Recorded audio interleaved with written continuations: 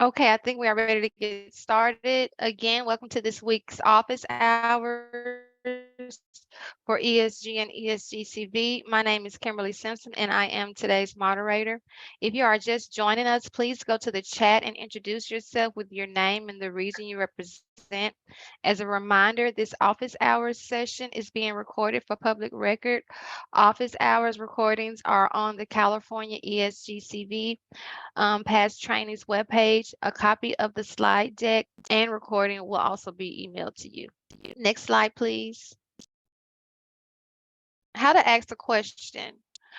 All questions must be submitted in the chat box. Please type your organization and question into the chat box. The team will read questions out loud at the end of the presentation and will provide answers if possible throughout the presentation. All questions and answers entered into the chat box will be recorded as part of the public record. Alongside our presenters, we have several HCD staff, including ESG representatives and ESGCV grant administrators and other consultants who are able to answer questions during the Q&A session. Next slide, please. Today's office hour session agenda includes ESG resources and ESGCV updates, office hour updates, upcoming trainings, ESG and ESGCV Q&A, and our Spotlight Series presentation, De-escalation and trauma-informed responses. Next slide, please. This slide contains ESG policy document links, which can be found on the ESG webpage under the resource tab. Next slide. If you have any questions for ESG, please reach out to your ESG rep, or you can reach out to esgnofa@hcd.ca.gov. Next slide, please.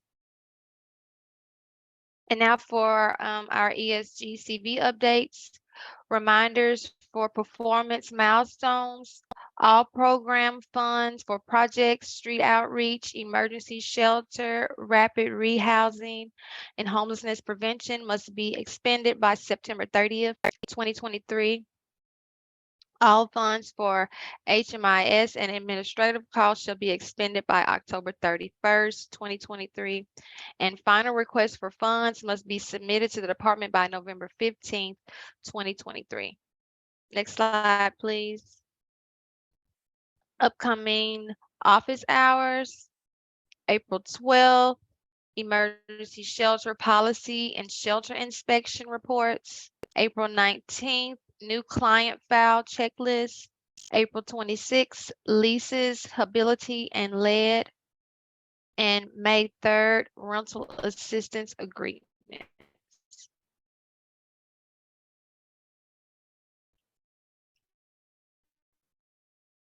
The training site to register for office hours is on here. Somebody is going to drop that into the chat. It'll also be slide. I'm sorry, you're already on the slide. Sorry, Taylor.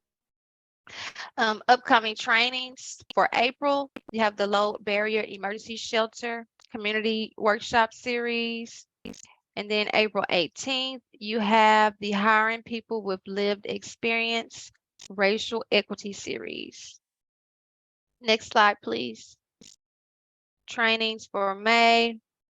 On May 2nd, the Documenting Costs, New and Non-Traditional Provider Series. And then on May 10th, you have the Data-Driven Decision-Making Community Workshop. Next slide, please. And are there any questions? Let's see.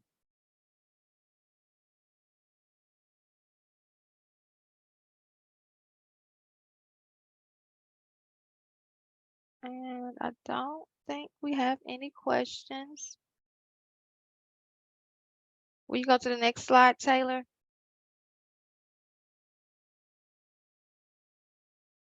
And to contact us if you have further questions, you can contact your annual ESG rep, or you can contact them at esgnofa@hcd.ca.gov. And for ESG, you can reach out to your grant administrator.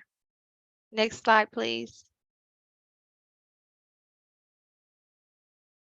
And now let's turn our attention to today's Spotlight series, De-escalation and trauma-informed responses with Mayte. Thank you, Kimberly. Hello, everybody. I see lots of introductions going on in the chat, and good morning. So good morning to y'all. I'm actually not in your time zone. I am coming to you from Austin, Texas.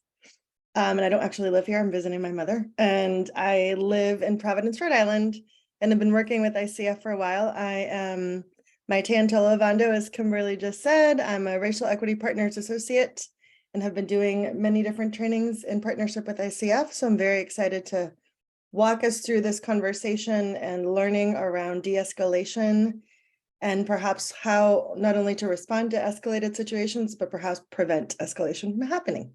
So next slide, please. These are sort of this is the learning objective for today. I recognize that we have maybe about 45 minutes, 15 minutes to go through this, so we'll do our best. But I do, first of all, notice that y'all are very active in the chat, so I hope that you will continue to do that as I spotlight this topic.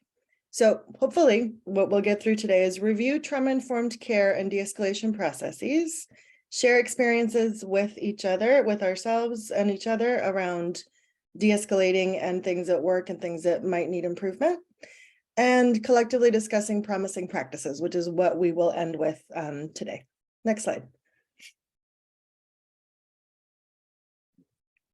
And as a Racial Equity Partners Associate and somebody that does a lot of trainings, one of the first things that we like to do as a team is to set sort of grounding expectations and helpful guidelines for our trainings and our discussions. So I'm going to walk through this and you'll see right away that I have some questions for you. So if you could think about those and type them in the chat, type your answers, that would be great. So the first sort of ask is to be engaged. It's wonderful to be able to connect this way like on the file. Oh. It's really great to be able to connect on Zoom, but in order to be engaged, we have to be present.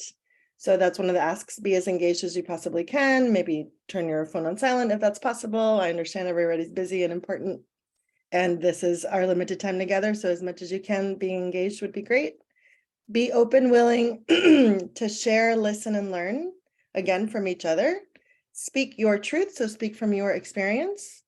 And then my questions to y'all are, is there anything that you'd like to share or mention in the chat that would help you be most present? So I'll give you an example. What would help me be most present? I would like to acknowledge that, I am very excited to have this presentation. I'm a little worried about the time, but I think we'll be okay. So I'm acknowledging that right up front as an example of something that I need to say to be fully present with y'all. So if there's anything you'd like to share about what's going on or anything from the world, you can type that in the chat. And if not, the other question that I have for y'all is, what would you like to walk away with today? So when you think about this concept of de-escalation or sort of managing situations that become escalated, what would you want to walk away with as part of our conversation today? Something comes up, please type it in the chat, and otherwise that's okay, but just know that these are the sort of things to be thinking about as we go through this together. Next slide.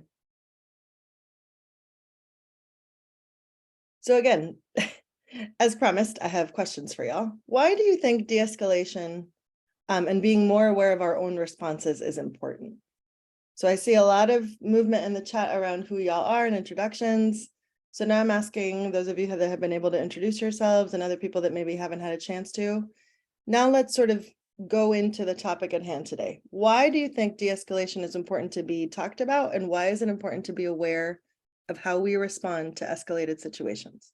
So if you want, you can unmute yourselves and share, or you can type it in the chat. So I'm going to give you about a minute to think about that.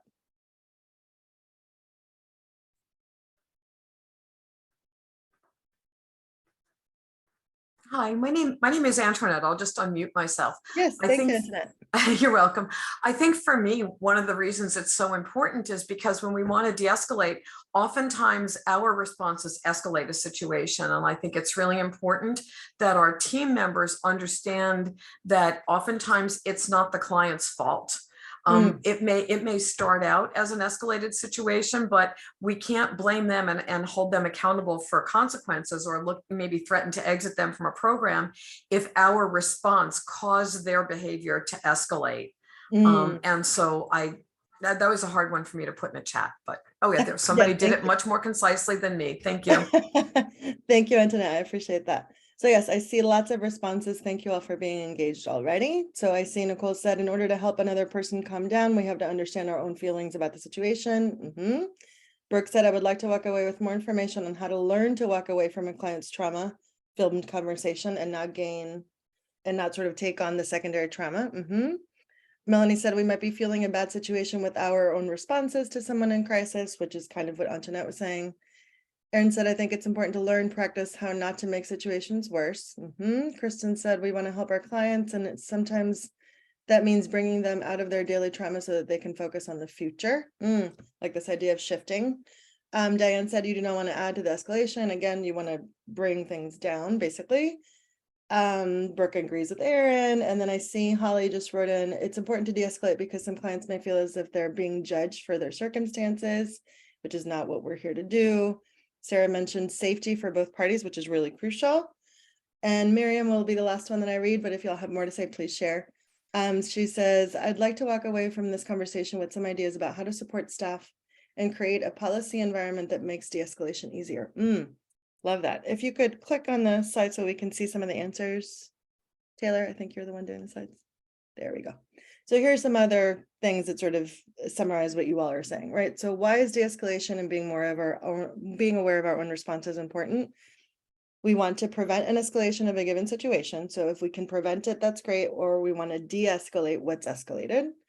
We want to support or assist someone that's experiencing distress, which is basically what escalation is. Someone is in distress and is responding from that action or from that feeling, I should say.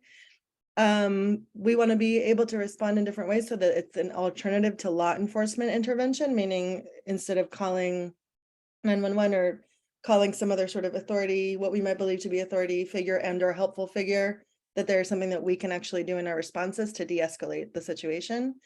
We'd like to stabilize an individual in crisis, individual and or group sometimes, to prevent someone from harming themselves or other people, and is an intervention used while waiting for the appropriate support. So the other point here is it might be that the situation is so escalated that it's not really going to come down much, but you can keep people safe, as one of you've already said, while other people are coming to support you and the person or people that are escalated. Next slide. So you all have been doing great with your responses so far, so I'm hoping that we can keep this going. So another sort of question that I had for y'all to begin and to dive really deep into your experiences is, can you think about a time where de-escalation didn't work or a time that it did? And if you could pick one thing that you would say either helped or didn't, what would it be? So I'm going to give you an example. A very long time ago, I forgot to say this in my intro, I was a full-time school psychologist. And so I worked with teachers, paraprofessionals, students, parents, lots of people in the school campus. And I was in an elementary school, and one of the paraprofessionals had just had a not great interaction with a student. I believe, if I remember correctly, the student had yelled at the paraprofessional, and this young man was very escalated himself. And he came to talk to me in the hallway. It's funny that I remember these things because they make an impact. And so he came over to me and was very, very close to my face. Hopefully y'all can see me because I'm on video. And he was so close and so upset and yelling because he was escalated. And I remember thinking in that moment, there's nothing that I can say that is going to help him feel better right now because he's so escalated. So all I did was stand there and listen to what he had to say and back slowly away from him without saying anything about where he was standing, what he was doing, what he was yelling. That didn't matter. I basically slowly walked away a bit and let him have his moment. So that's an example of something that I believe worked. Does anybody have any other things they'd like to say about this question? A time where de-escalation didn't work or a time where it did? And again, you can unmute yourselves or put it in the chat.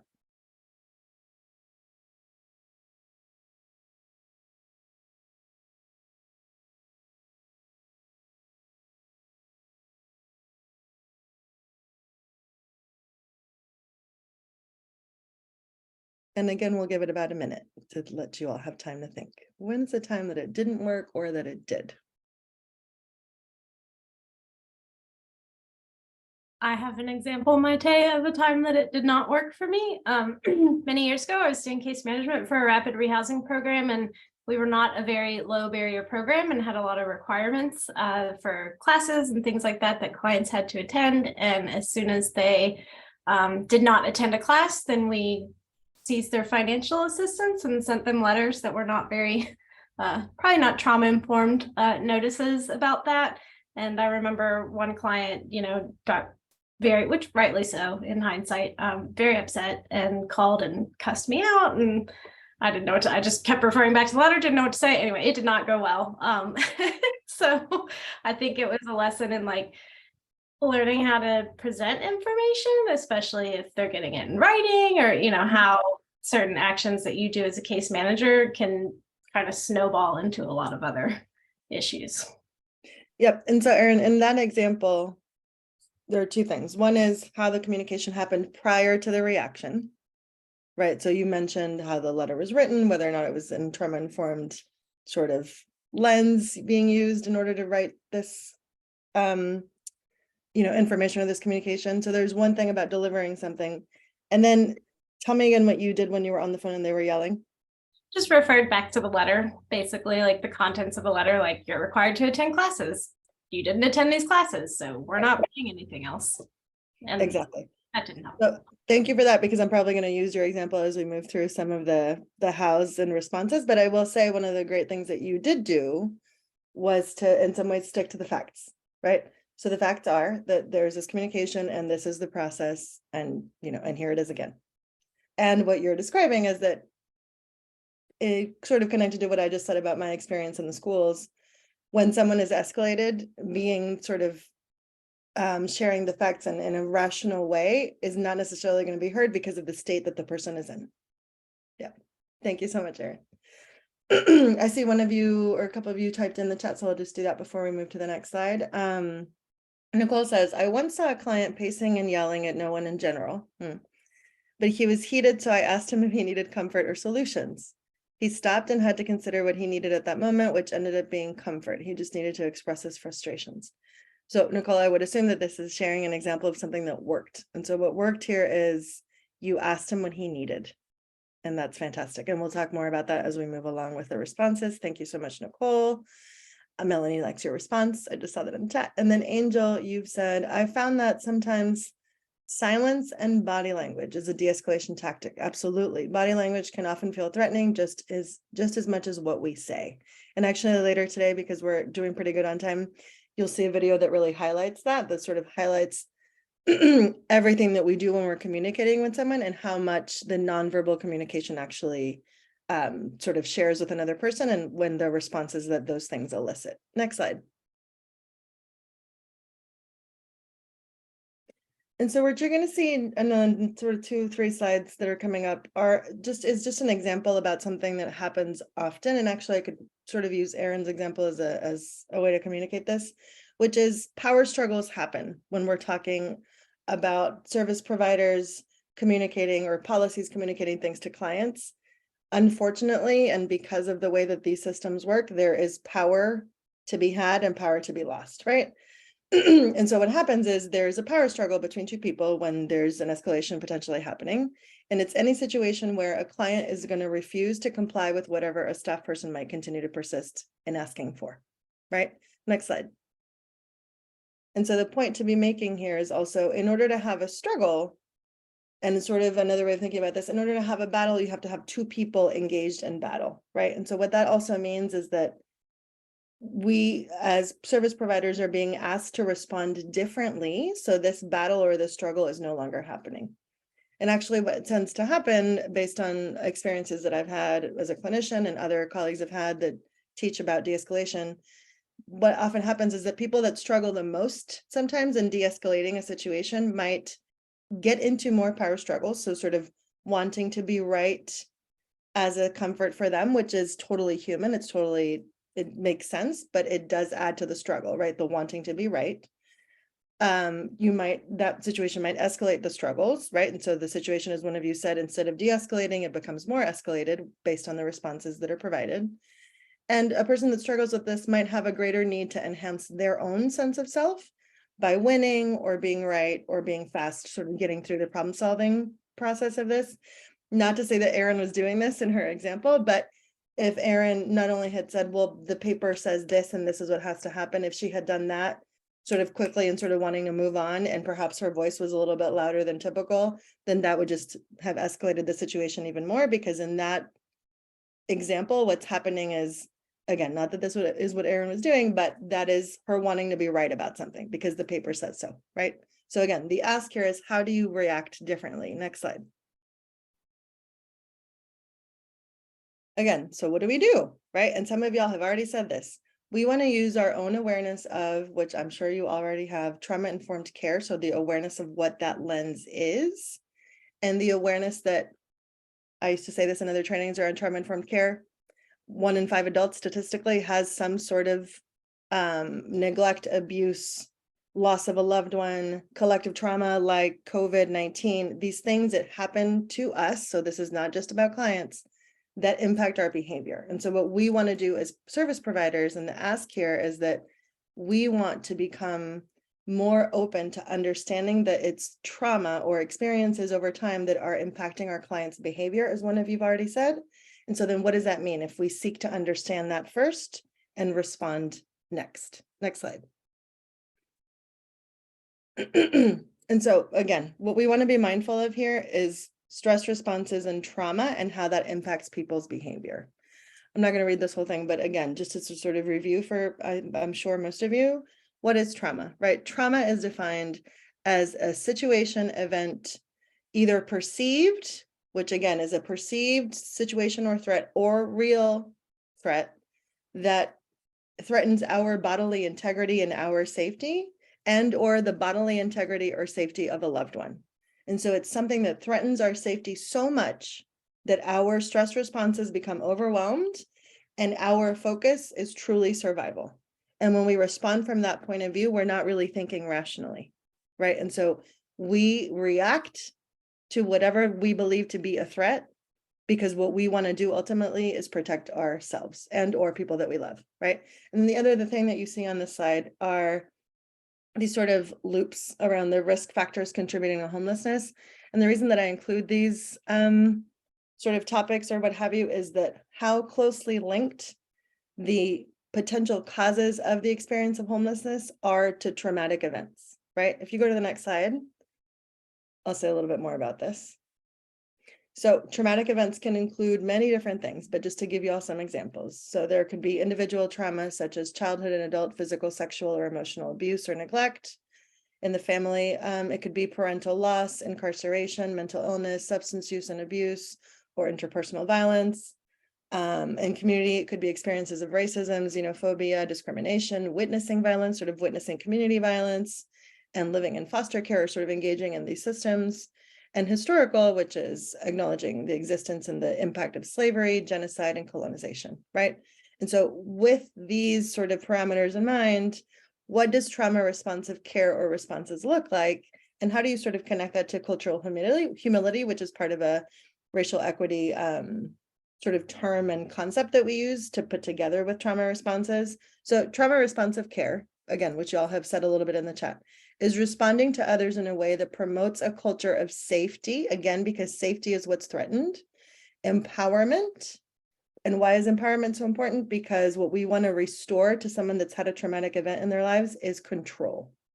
And to empower someone is to remind them of their agency, which is just a fancy way of saying it's a way of reminding us that we have choices that we can make that make a difference in our lives.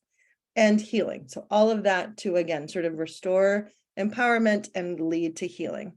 And then the cultural humility part of this is maintaining an interpersonal stance that is open to the most important aspects of the other person's cultural identity. So when you're putting these things together in the sort of trauma response umbrella, the thing to think about is you're always following as best you can the client's lead, and that includes being mindful of their own cultural identity, awareness, practices, what have you, right? So those two things go hand in hand. Next slide. So in a minute, I'm going to ask you all to think about yourselves, which hopefully will help guide us along this conversation. But before I do that, what I wanted to show you was, again, what are things that we're paying attention to when we're thinking about de-escalation in a trauma-informed way? So one is being aware, which y'all have already said, being aware of your own stress reaction. So we're all human, therefore we're going to have stress responses to things that feel threatening to us or to other people, or like to people that we love. And we want to start with awareness of self. So how do I react in stressful situations? The other thing to acknowledge here is that clients get triggered or reactive. It's another way of thinking about this.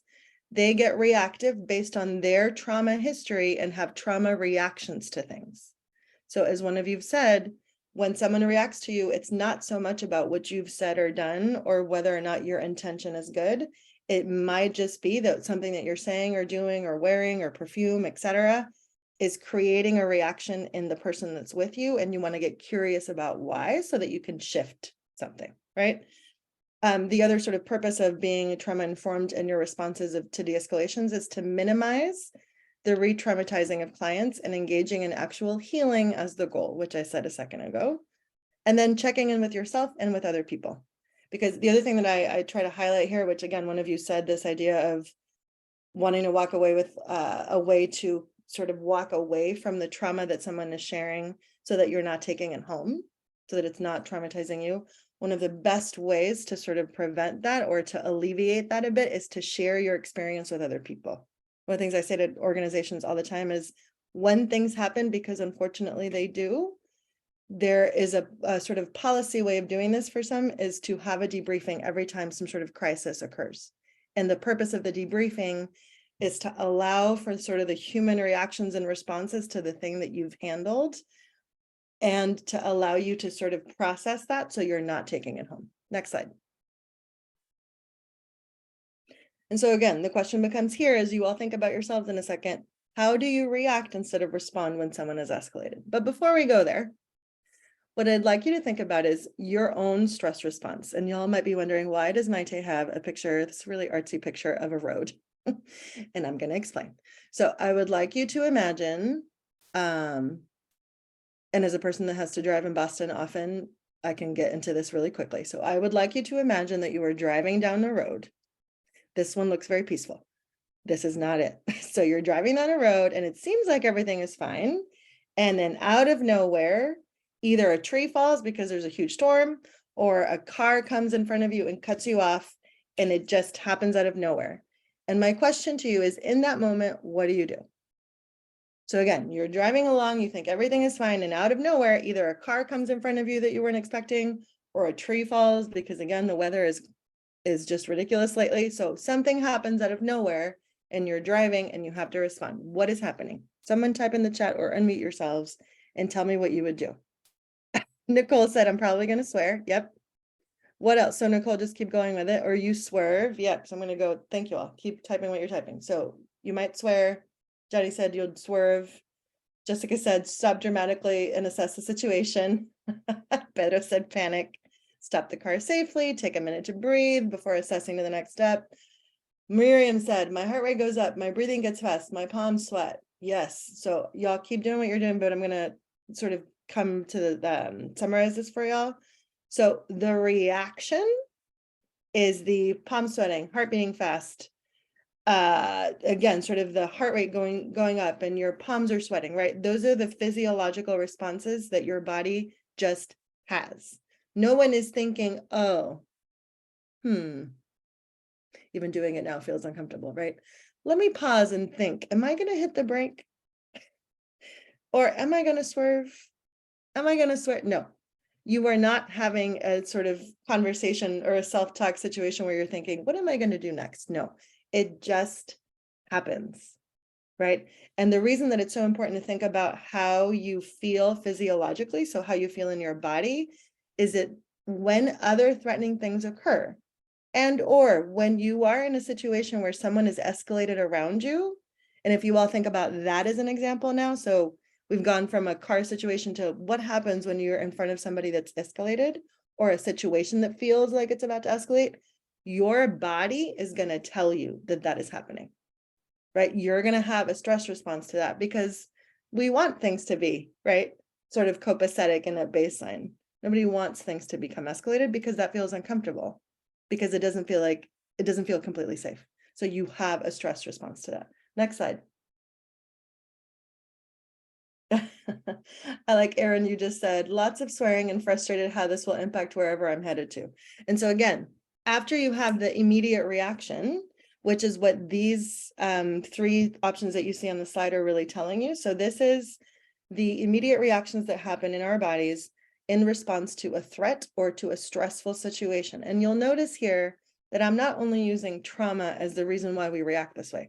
What I'm trying to sort of have you all live in and feel, and hopefully that exercise helped you do that, is to remember that we all have stress responses and we all have reactions that just happen automatically.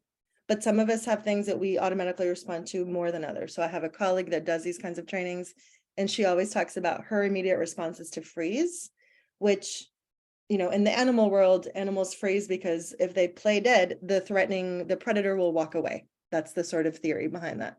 In humans, the freeze response is really sort of fascinating. It's your brain shutting completely off so that whatever is harming you is not something that you are experiencing.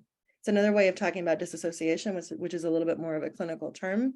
But again, the idea being when you freeze, you're sort of shut off or shut down. And I'm sure that you all have had experiences when you're talking to clients or other people where you might be like, wait, what? Like, where did they go? Right. So if you were having a conversation with me, now that you've seen me talking for about 20 minutes and you say something and I just have no response, you would know that something is wrong, which is really just me shutting off. So that's the freeze response. The flight response is, as we've said, is sort of running away, right? Or what flight sort of points to is running or leaving, fleeing the situation. And the fight response, which sometimes I've heard people talk about this as the sort of normal response after your heart rate goes up and your palms are sweaty, it's because your body is getting ready to do some sort of action, right? And so the active part is the fight part. It doesn't necessarily mean that you're going to fight, but what it means is some action is going to be taken as a reaction, right? And again, it's an automatic reaction. It's not something that you're thinking about, because in this moment, when we're having these immediate reactions, our brains are just not on. And actually, I'll stop here and we'll show you a video so that you can see a little bit more about what I'm trying to say. So video, please. And thanks everybody for all your responses. This makes the conversation much more enjoyable. Hold on just a second. I'm gonna Yep. get it. No worries. As you're doing that, Erin, I see Jana, you wrote, when the situation happens when you're driving down the road, your arm is going to reach out immediately to shield your son. My mom still does this. And I'm very much her adult child, and she'll still do it while we're driving together because it's, right, again, it's an automatic response to something that feels threatening. And Maite, if you can just give me a thumbs up that you can see and hear it when I start it, that'd be great. Will do. Hi there. This brief video is going to describe simple calming and de-escalation strategies. When people are escalated, it often comes from a sense of threat or fear. Even if the threat is not real at the time, their past experiences with people and the world may have wired their brains to expect harm or danger. When we as humans perceive threat or are otherwise incredibly stressed or angry or scared, we activate our survival brain. This more primitive part of our brain has only one job: to keep us safe. It doesn't care about reason or logic. In fact, the thinking parts of our brain turn off and we act mostly on instincts. These instincts include reading nonverbal cues from our environment. Those nonverbal cues are actually more important than verbal cues or what people say to us. So when people are escalated, at their core, they want control. We give them control over their own safety and decisions. Do not block people, corner them, or block entrances or possible escape routes. As soon as you do, they want to fight or flee even more. Give 2 arms length distance. Keep our body posture open so it does not appear that you are hiding anything. Keep your body posture as relaxed as you can, even if it's hard. A looming, towering figure only sends the message that you want to dominate. So if it feels okay to do so, ask them what would make them feel safe or feel better. Put the control back on their turf. Ask what would help. ask what could happen next. One of the most famous practices and sayings for de-escalation is low and slow, from Teresa Bolick. Low and slow refers to both your body movements and your voice or speech. Just like it sounds, we want to keep the tone of our voice low and the speed of our voice slow. When you lower your tone and speed, it makes it more possible for the other person to process what you are saying and not feel threatened, as opposed to a higher pitched tone and quick speech, which frankly increases stress. Then we also try to lower and slow down our body movements and posture. So try to sit in a chair or on the floor, especially if you were children, and especially if the person who is escalated is lower down than you. Maybe they're on the floor or in a chair. If you get on an even playing field, this gives the nonverbal cue that you mean no threat. And try to slow down your body movements so as to not further alarm their cues for danger. Move slowly, walk slowly, keep your hands out and open where they can see them. Next, use the tip, name it to tame it, made popular by Dan Siegel. By naming emotions, we gain control over them. Therapists have known this forever. Acknowledge that they may be feeling anxious, angry, especially if it's a child. Stay with that feeling, validate it. Let them know the feeling is okay as long as they stay safe. We also like to say, regulate over educate. When people are in distress, it's not the time to teach or educate or think back about what they could have done differently. The only goal is to regulate their emotions. Usually this is done by giving space and time, staying calm, and helping provide a calming atmosphere. It takes the body 20 to 30 minutes to come back down to baseline after a perceived or an actual threat. Just think of your own situations when something really scared you or startled you. Even if you look like you're getting back to normal, your body is still pumping all those stress hormones for a while. So wait it out. Just help people regulate. If the person was aggressive or destructive, especially if it's a child, there does, of course, need to be a consequence. But wait on talking about the consequence. Finally, two of the most important things you can do all along the way, and that's before people get too distressed, or even while they're distressed, is to validate their feelings and be empathic. I see you are struggling. I see this is hard. If it's okay, I'll stay here with you until you feel better. Thank you for that. And if we could go back to the slides, and as you all saw this, thoughts or comments about this video? Again, you can unmute yourselves or you can type it in the chat. While we give time for technology to come back on. Kristen said loves the low and slow.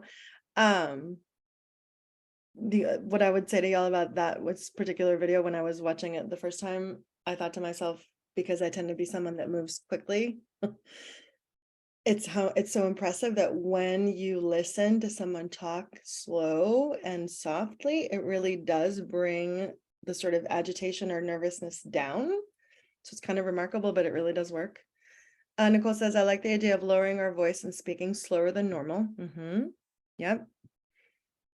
I will also say I used to do this with some of my students when someone is very escalated, sort of the opposite rule. So if someone is yelling, you're speaking very softly. And what speaking softly does is, because we are, which is wonderful, right? Because we are humans and we tend to use what we call mirror neurons. We want to mirror each other, right? And so again, as providers that are going through these kinds of trainings and learning how to best respond, when someone is yelling and you're actually either speaking low and slow or softly, literally softer in terms of your volume, someone else speaking to you is going to want to mirror that, even though their body is agitated. So yes, thank you. I'm glad you liked the video. So what I wanted to point out here is, again, so the video and the example that I gave you all with the driving is basically just to sort of point out the fact that we are all going to have a stress response because we're human. And it is evolutionary because it's what keeps us safe, right? It's what's kept us safe all this time. Here we are. And so it's a survival tactic, right? It's a coping mechanism. And the reason that I highlight that is because when we are talking about using de-escalation tactics, what we are asking of ourselves and our colleagues is to actually do something that feels completely abnormal when you're responding to a stressful reaction, right? So as you see in the slide, de-escalation tactics are abnormal reactions to stressful situations, because it is completely normal. If I was having a conversation, I'm gonna pick on Erin again. I was having a conversation with Erin and she out of nowhere, her voice started getting much louder, or she started pacing. And it feels like it's out of nowhere for me. Something's clearly happening for her, but I don't know that. I am immediately going to be agitated because something is wrong, right? And so the ask here is to acknowledge and to learn, what are my stress responses? So if I tend to be somebody whose heart rate goes up right away, or I do tend to be someone whose palms get sweaty, then my body is communicating to me that I'm stressed out. I'm having a stress response. So what do I do to pause my own stress response and react in a trauma-informed way so that I can help the client or situation become de-escalated, right? So I'm acknowledging that we're asking for abnormal reactions to stressful situations, but that's why we talk about it, so that you all can practice. Diana just said in the chat, good to know that it takes that long to recover from a stress response. Definitely something I will keep in mind for the future. And again, keeping in mind for yourselves and for clients, right? So once someone becomes de-escalated, or it seems like someone is okay, you really want to give them and yourselves enough time to actually be okay, so you can have a sort of continued conversation about whatever the situation is. So what I wanted to highlight in this slide, in addition to the fact that we are asking for you all to pause and do something that's going to feel abnormal at first, is to give you sort of ideas on what to do as you are responding to escalated situations. So one, you want to assess for physical danger and react accordingly. And you want to be aware of your organizational policies, because I recognize that organizations have different policies to respond to crisis and to escalated situations. The other thing I want to highlight here, which I wish we had more time, and maybe if we do at the end, I'll come back to this, but to remember that when someone is disrespectful, that is inherently not dangerous. It might feel threatening, and there are situations where, depending on the people's reactions, you might feel like that's a threat given your experiences in other arenas. But the sort of reality here, or the ask for you to consider, is the disrespect is not actually dangerous. So again, you're going to assess for physical danger and react accordingly based on policies. The next step suggested is self-talk. So it's sort of a reminder. So another way to come back into your body, which is basically what you're doing when you're stressed, you're in a stress response and you're thinking, okay, Maite, how do I calm myself down? Or as a trainer, I always get sort of agitated because I am responsible for communicating well with you all and holding space for this conversation. And so I'm a little bit upped because I have to be. But the other thing I could say to myself is, remember, you have enough time. You don't have to go this fast. It's going to be okay, right? And so here the example is, I am the professional, I'm the helper. And this person that's escalated or is distressed, right, is in pain. And she is relying on me to respond in the best way that I can. And as one of you said earlier, which I loved, asking someone, what do you need? Do you need comfort, or do you need to be safe somewhere else, right? Like these options that you're giving, as someone highlighted in the video, is about providing somebody control, because when they are responding from a trauma space, they are not feeling like they're in control. And it's our job as best we can to give them choices so that they feel like they're more in control. See, one of you said this earlier today too, breathing slowly. It's amazing. But again, there's research that talks about the evidence of breathing and how effective it is in slowing down our stress response and communicating to your amygdala that you are safe, right? And it's basically a way to get your rational brain thinking again. So moving you from reacting to responding. So breathing is really effective in that. And then D, practice, practice, practice, which I'm going to say later again, right? These kinds of things, again, acknowledging that this is a little bit abnormal because it's not going to be your normal response, sort of your typical response and reaction. So in order to really feel confident in this, like in many different things, you want to practice as much as you can, because it actually does build muscle memory and it trains your brain to start responding differently. Next slide. I'm not going to go through all of these, but I want you all to have them, and I'm assuming you're going to have these slides. I'm pretty sure you are. But what you see in this slide is basically an example of what is the stage of escalated behavior someone might be in? What is the actual behavior? So what are they actually doing? What is that behavior communicating? Because one of my favorite saying is behavior communicates something. All behavior is communicating something to you. And so you want to pay attention to what are they trying to communicate with how they're behaving, right? And then how might you respond? So just to use the first two as examples, if someone is agitated, they might be pacing. I think one of you said this in the chat, or maybe they're talking to themselves and rocking back and forth and storming in the room, or maybe slamming doors, but they're not really saying anything to you, but they are communicating something, right? And what they're potentially communicating here is, I'm in distress. I'm not okay. I'm stressed out about something. So your response then becomes about, how do I relieve the stress? And in the video, you saw an example of people using music, or maybe again, if someone's agitated and pacing and moving, then you sit down and wait, but provide the space for them. So again, it's about understanding the sequence given the behavior that you're witnessing. Another example is if someone is sort of becoming disruptive, right? They might be yelling, or maybe they're tapping a pen or something, some sort of noise is happening, or they're really crying loudly. Then they are communicating that they need someone to pay attention to what they're experiencing, which really makes sense, right? Like the louder we get, when we get loud, the reason that we're doing that is because we want people to listen, right? So the response from the staff might be, you're assessing, as I said before, you're assessing the area and the person to make sure that no one is potentially going to get hurt, and that they're not potentially going to hurt themselves. So you're assessing for safety to make sure that both you and the client are safe. Next slide.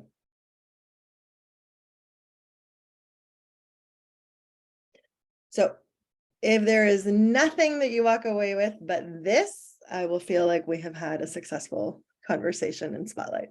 So when you are engaging with people in conversation, and honestly, this is not just when it comes to de-escalation or escalated situations, it is so helpful to remember that when someone is sort of speaking to you, responding to something, or to use Erin as example again, if she's giving me paperwork and I'm the client and I'm looking at her like, why are you giving me this? I don't get it.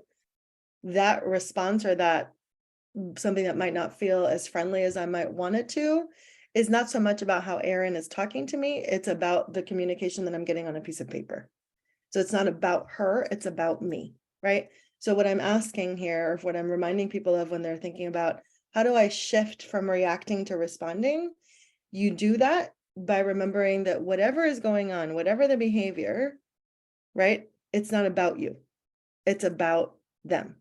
It's about the clients. It's about restoring safety as best you can.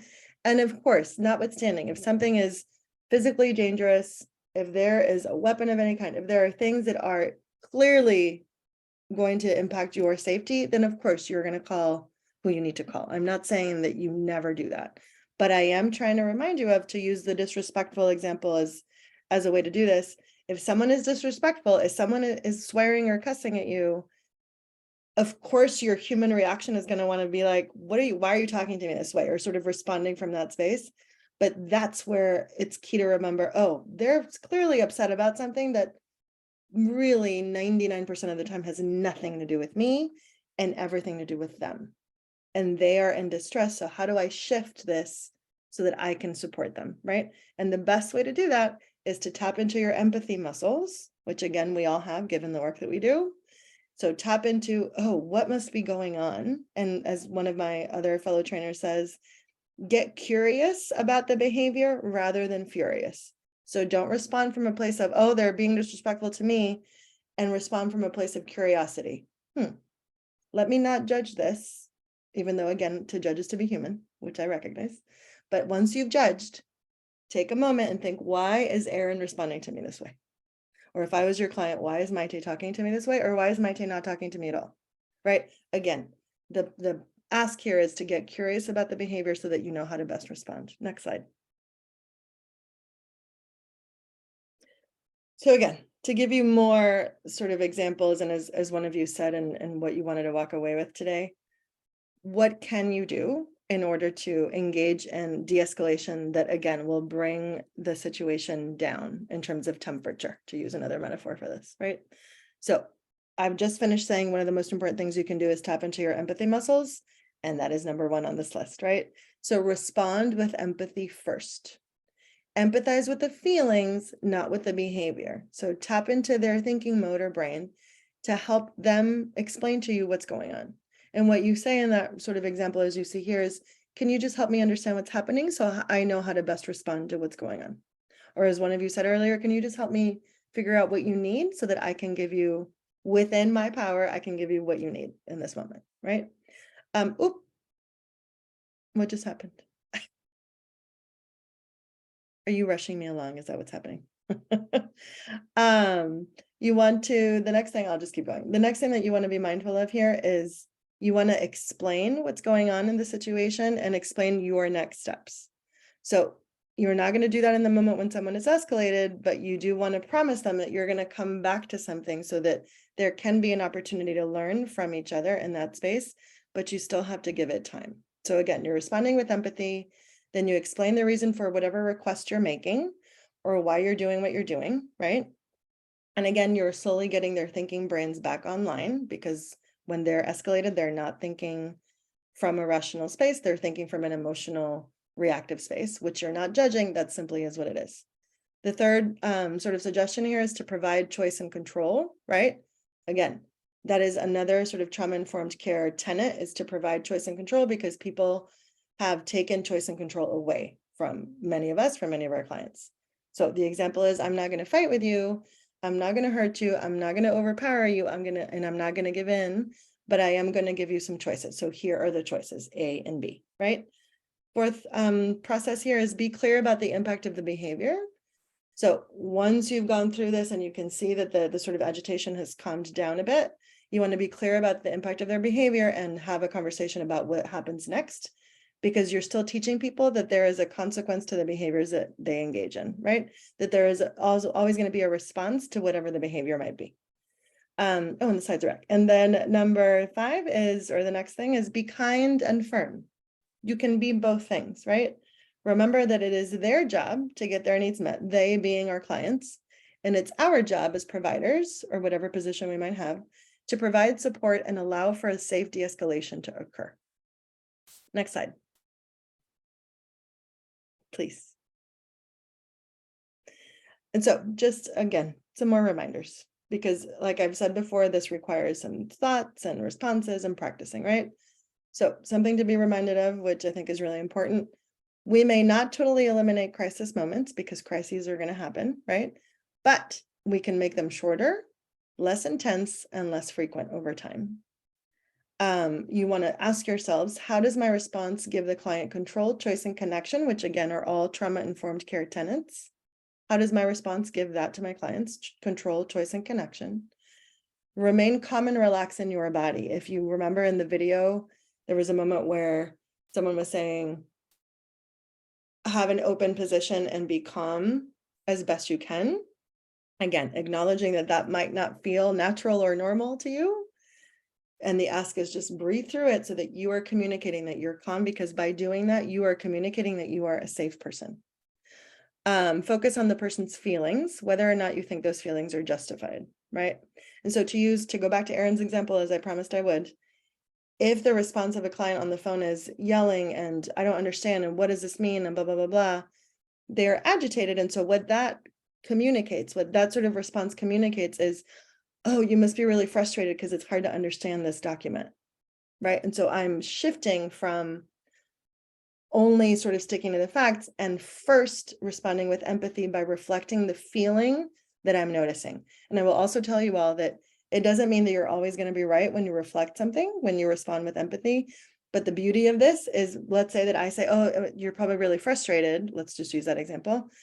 And what if my client is not actually saying they're frustrated? What they're actually saying is, no, actually, I just don't feel like I have enough time. I need more time. And this is stressful. Oh, you're actually stressed. Oh, okay. Right. So what I'm communicating in that for y'all is that you might reflect something and that might not be right, but the clients will correct you. Right. And the clients will say, no, actually it's this. And then you get to reflect that. And again, by doing so, you're communicating that you care about what they have to say. Again, as I've said before, self-talk and breathing, remind yourself that disrespect is not dangerous. I am safe. If I'm not safe, what I need to do to feel safe. And I recognize that this is happening in milliseconds, but again, it gets better with practice. And lastly, practice, practice, practice, because that is, as they say, it makes perfect, and it helps you acknowledge things more quickly in yourselves and in other people, and allows you to respond in a more trauma-informed way. Questions, comments? This is your time. And also just know that in the slides, you'll have resources to other trauma-informed care books, de-escalation resources as well. So that is also in these slides.